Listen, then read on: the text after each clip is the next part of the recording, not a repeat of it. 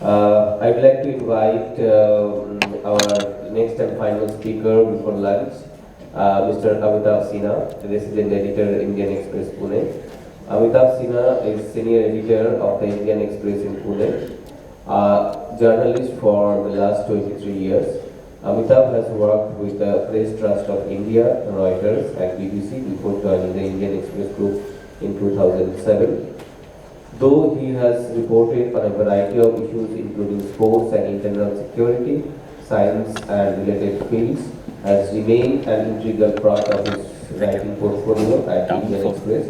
Amitabh has been following the climate change discussions keenly since 2008 and has attended all but 3 of the annual climate conferences since Copenhagen in 2009. Over to you, Mr. Sinha. Thank you. Good afternoon, everyone.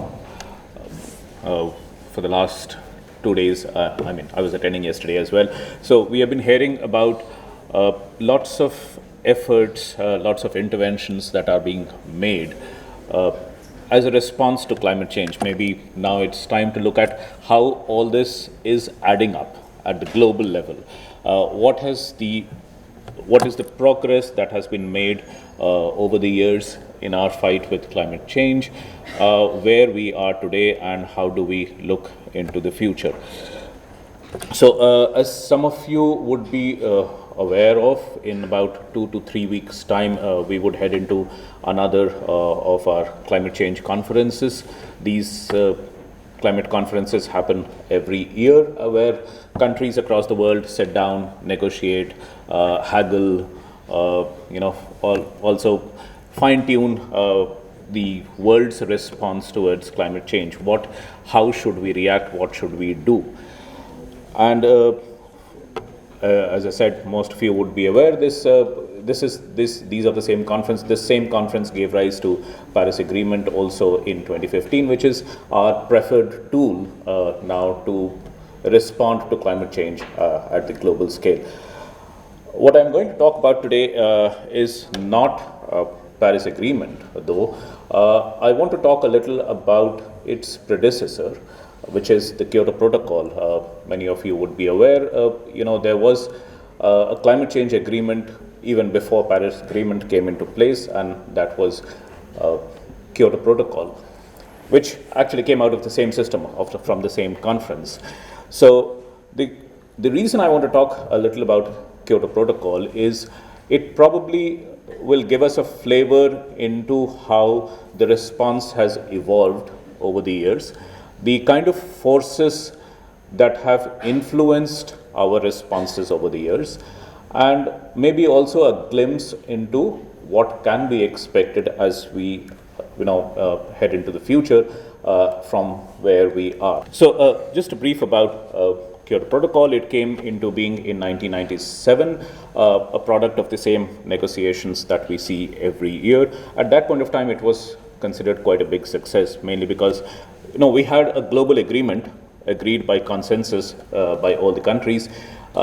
In just 3 years of the beginning of negotiations, the climate talks started in 1995, and in just 3 years' time, we had a global agreement on climate change. So that was quite a big achievement at that point of time. But shortly after that, once the agreement was reached, some hurdles began to appear in that a lot of countries which had actually helped in finalization of the Kyoto Protocol, they started feeling reluctant in ratifying the same agreement. The United States actually never ratified the Kyoto Protocol. Russia held back for a very long time until finally it ratified in 2005 around, after which the minimum requirement for it coming into force was fulfilled. And in 2005 is when Kyoto Protocol comes into force. And immediately after that, in fact, very soon after that, attempts had already begun to either change it substantially or start looking for another agreement, another climate change agreement. So by 2007, you had very concrete efforts being made to come up with something else. This was somehow this was not liked by a lot of people, or probably was found inadequate. And we know in 2015, Kyoto Protocol got replaced by Paris Agreement.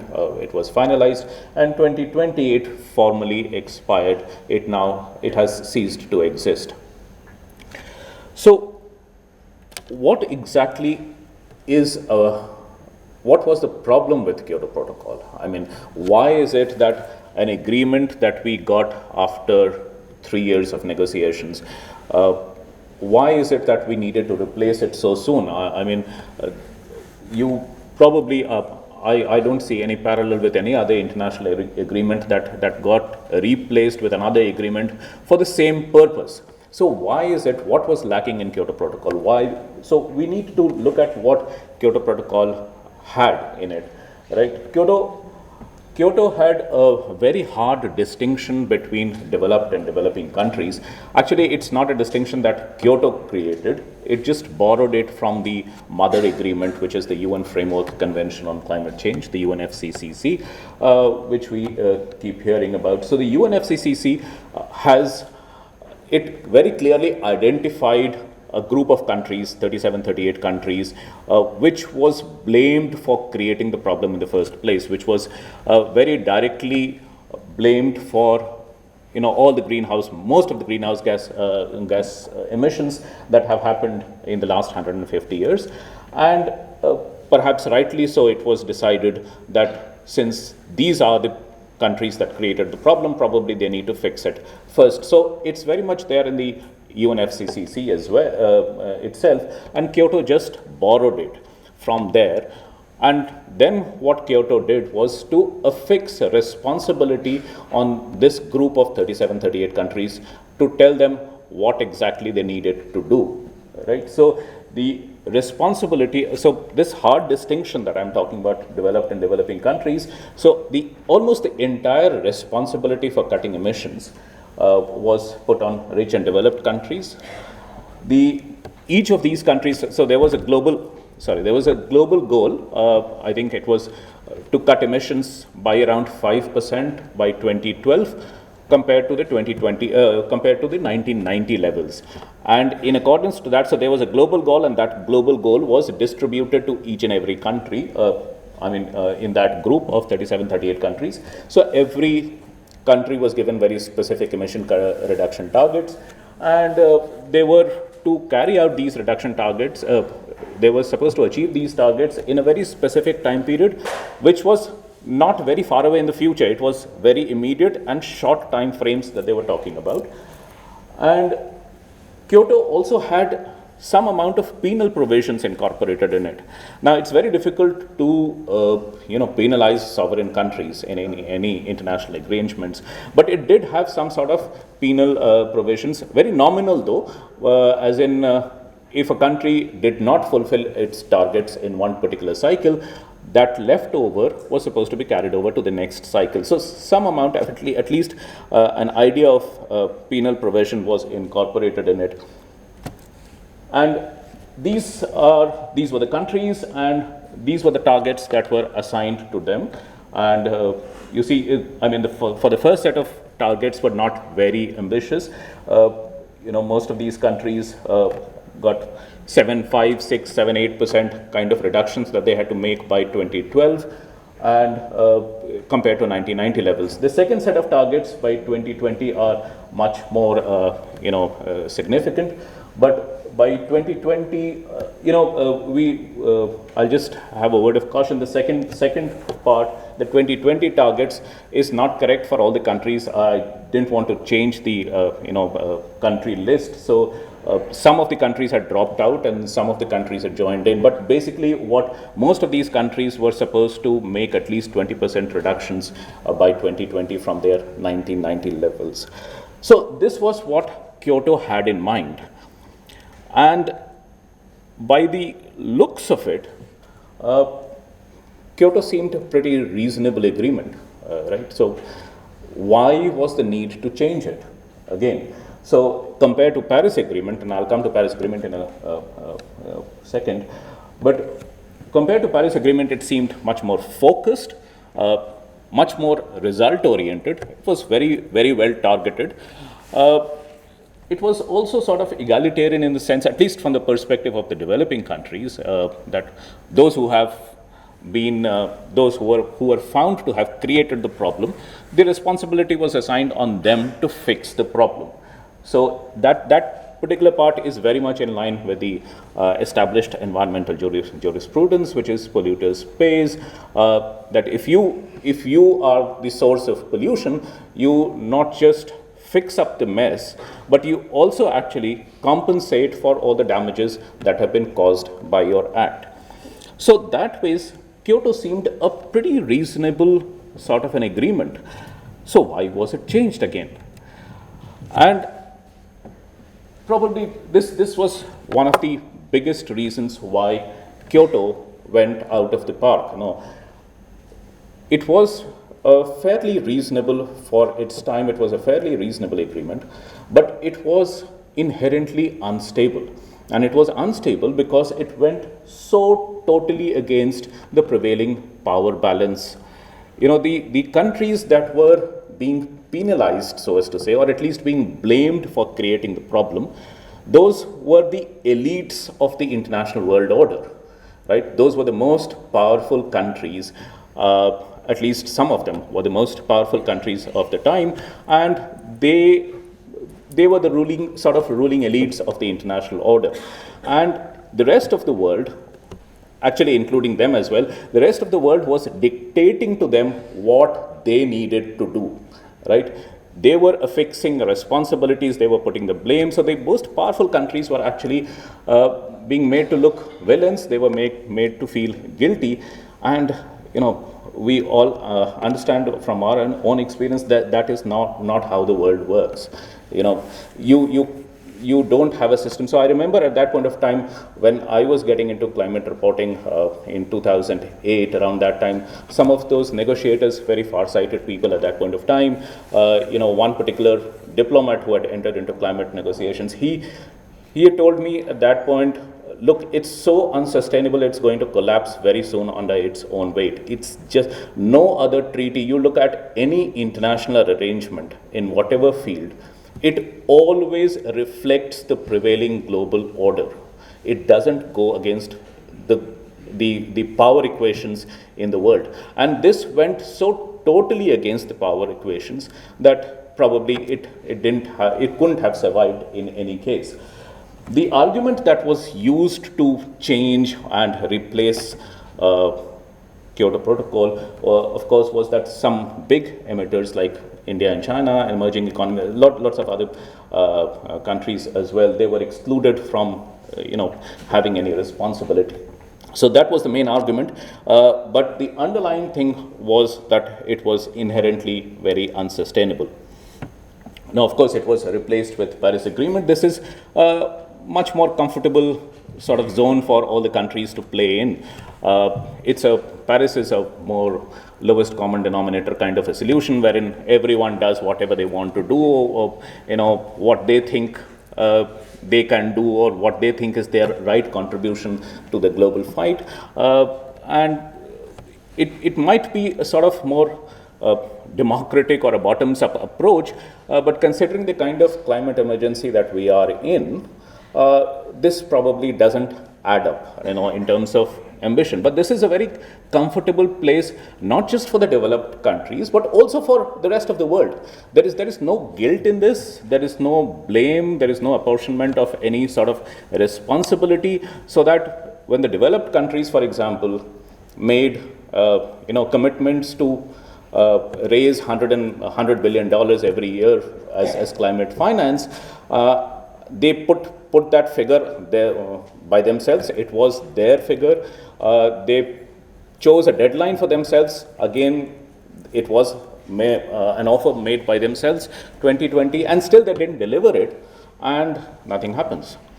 Nobody can do anything. So this is a very comfortable zone from the perspective of the countries, and for the developing countries also, it's a very comfortable zone because they can always blame the others for not doing enough, and nobody is going to do anything about it. There is no penalty anywhere. So basically, no one is responsible because everyone has been made responsible. we are running. Yeah, sure. So, and just to check on the progress that we have made since 1990s when we started responding to climate change. So, remember, most of the countries were supposed to make at least 20% reductions by 2020 from 1990 levels. And this is sort of a report card in 2019. These are not official figures, but just indicative numbers. I have taken them from World Resources Institute. These are not UNFCCC numbers, but the numbers are not very different here. There has been, so Europe has made some impressive performance, UK, France, Italy, Germany, European Union as a whole, Annex 1 countries together, not bad, 14% down from 1990 by 2019, but this is not what was the target. It's much below the target, and you can see the laggards also, the United States, almost flat, nominal increase. The others have also increased, and these are not by the way, the only countries that have increased their emissions. China has increased its emissions by more than 3 times. It's by far the largest emitter by now. India has increased by more than 2 times. Brazil has increased by more than 2 times. Most of the developing countries have increased their emissions. So the reason I'm talking to you about all this is while the problem is quite clear, and not just the problem, the solution also is quite clear. We probably know what exactly needs to be done. At the global scale, we probably know what needs to be done, how much reduction has to be made. The response is not commensurate, has not been commensurate to the kind of things that we need to do. And one of the reasons is that these global response is not often driven by environmental concerns. In fact, the environmental driver, takes complete backseat. These are being driven mainly by economic interests, driven by geopolitical objectives, also driven by the sort of emergencies that we see. We would now see Ukraine war, for example, would have a huge impact on the progress of our response to climate change. So probably it would have pushed back our progress by 4 or 5 years, maybe more. Right. So we will see the Ukraine war would be the dominant discussions now at the climate conference, at least this year. So these are challenges. IPCC tells us that the global emissions have to peak almost now by 2025 if the 1.5 degree target has to be met, when we know that global emissions continue to rise even today. I mean, it's not a huge rise. On some years it has shown stability also, but it continues to rise, and it has risen about 50% from 1990 levels. That's not surprising. Annual average temperatures have already increased beyond 1.1 degrees. So the point that I'm trying to make is, very often when we see the solutions that are being offered at the global level, this is what we need to do.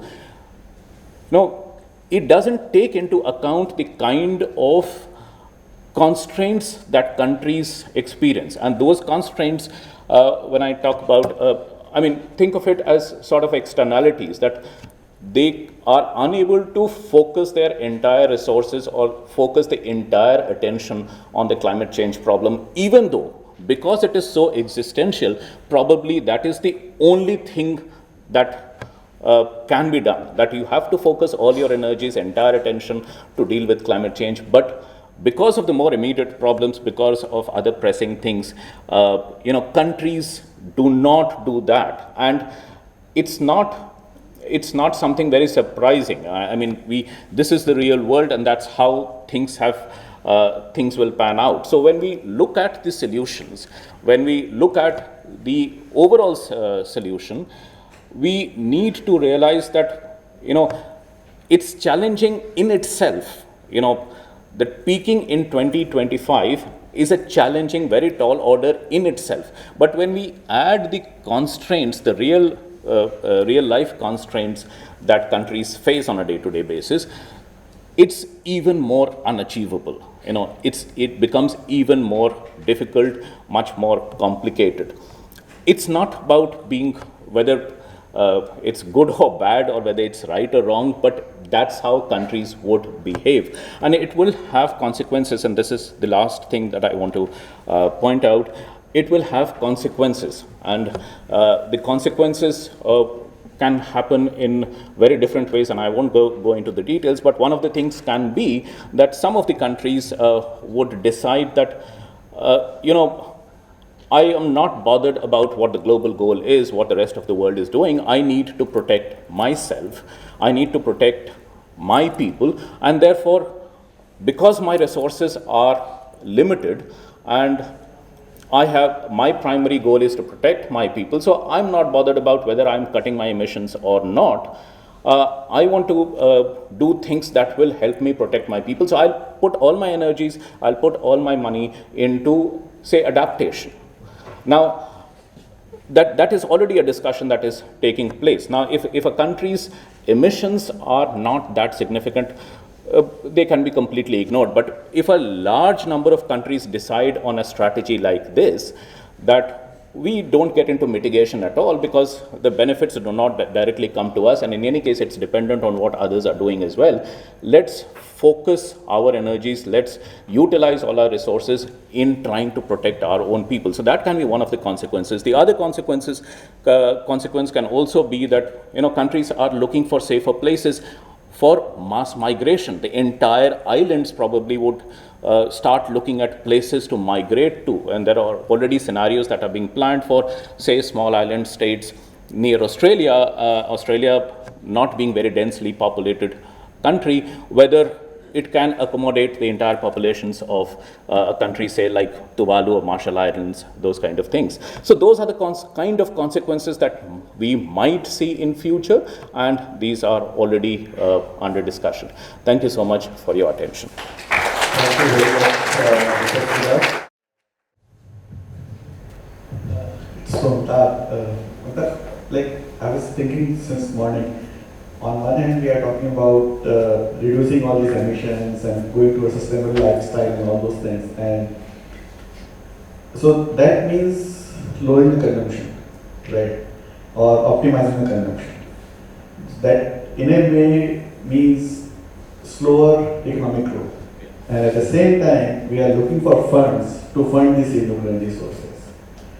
So don't you, have you attending all these conferences? So is that a dichotomy? How are people looking to respond to it in a way?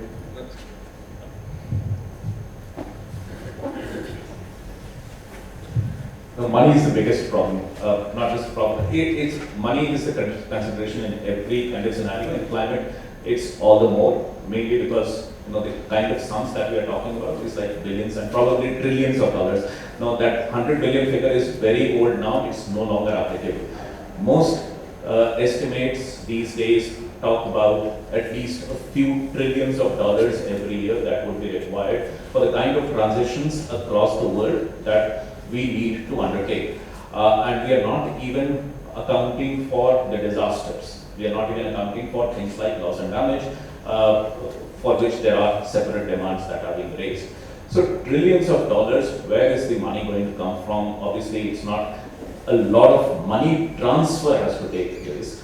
And that transfer, nobody gives you free money, very simple. And it's not going to come here as well. So that's the biggest elephant in the room. So if you have to make the transitions, a country like India, for example, would probably be able to, get the finances, not just raise the finances, but probably also get the finances in other ways, because it's still in a much more capable state. But think about the small island states, which are, or a country even like Bangladesh, for example, largely dependent on aid even for normal developmental needs.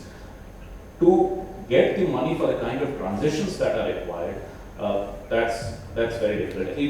I mean, every year at the COP, every year the main discussion keeps happening on money, and there's very little progress, nothing happens. Yeah, thank you very much. Nobody is on. Yeah, fine. Actually, we can discuss during lunch hour. I can see how many faces we have. So initially, in the first part, there were like 55 countries. You needed 55% and 55 countries. That was fulfilled. That was. But not the big player like he was Oh, saying. United States did not. United States did not. Rest of the everyone joined in. Okay. Okay, with this, let's thank Professor Pradeep Sarnkar for chairing the session and all the four speakers for their nice talk.